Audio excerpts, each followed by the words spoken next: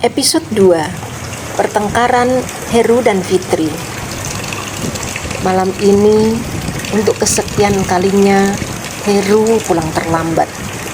Bukan karena penambahan jam kerja, tapi laki-laki 28 tahun itu sengaja menghabiskan malam di luar rumah.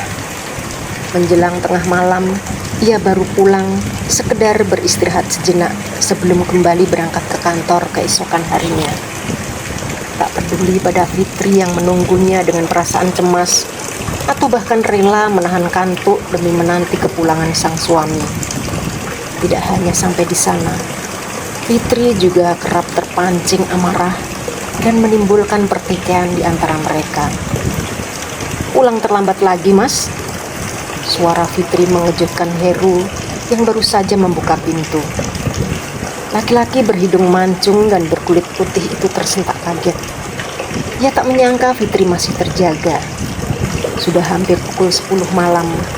Biasanya perempuan yang sudah 4 tahun dinikahi Heri itu sudah terlelap saat suaminya pulang. Tanpa menjawab, Heru bergegas menuju tempat tidur.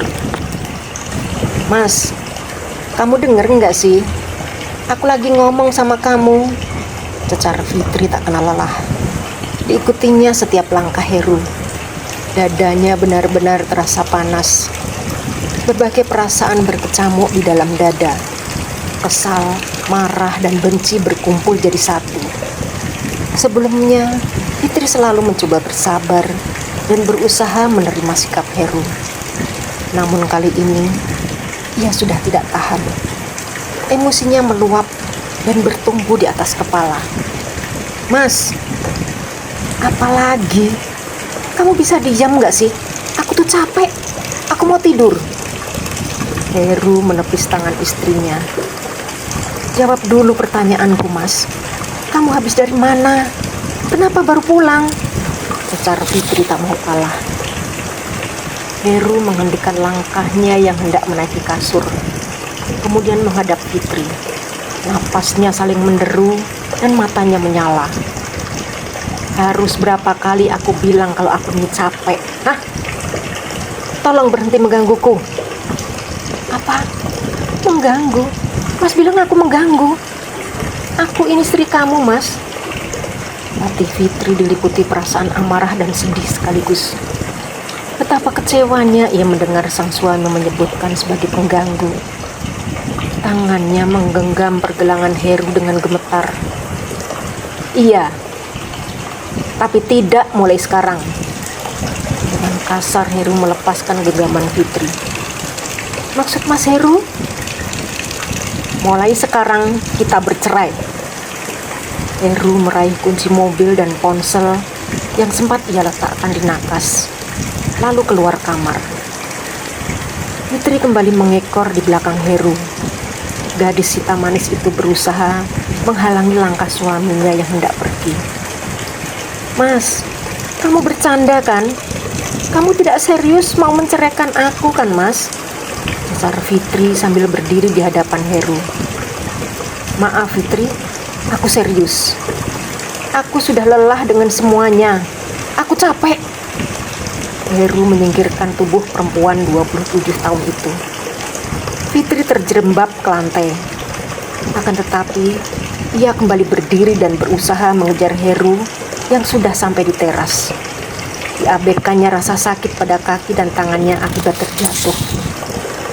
"Mas Heru, tunggu dulu. Mas mau kemana? Kita bicarakan semuanya baik-baik, Mas." Fitri menarik baju yang dikenakan Heru sekuat tenaga.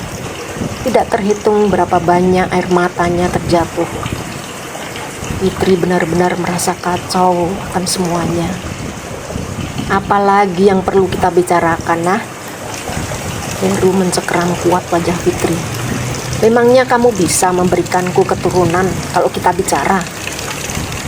"Mas, aku..." Kalimat Fitri menggantung.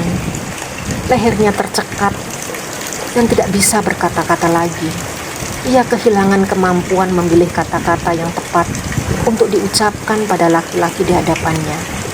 "Cukup Fitri, selama kamu belum bisa memberikanku keturunan, Jangan harap aku akan kembali. Aku sudah cukup sabar menunggu selama ini. Hidupku terlalu berharga jika hanya untuk dihabiskan bersama wanita mandul seperti kamu. Tapi Mas, Fitri belum selesai bicara, tapi Heru sudah masuk ke dalam mobil. Sesaat kemudian, mobilnya bergerak meninggalkan Fitri dan semua kesedihan yang ia pendam. Heru tidak peduli seberapa parah luka yang baru saja ia goreskan di hati Fitri. Sepeninggal Heru, Fitri hanya bisa terduduk lemas di lantai. Air matanya terjatuh tanpa henti. Dunianya seperti runtuh dalam sekejap mata. Harapannya untuk hidup bahagia bersama Heru kini telah berada di ujung tanduk. Fitri menangis tanpa kata. Sesungguhnya ia tidak pernah meminta dilahirkan sebagai wanita mandul.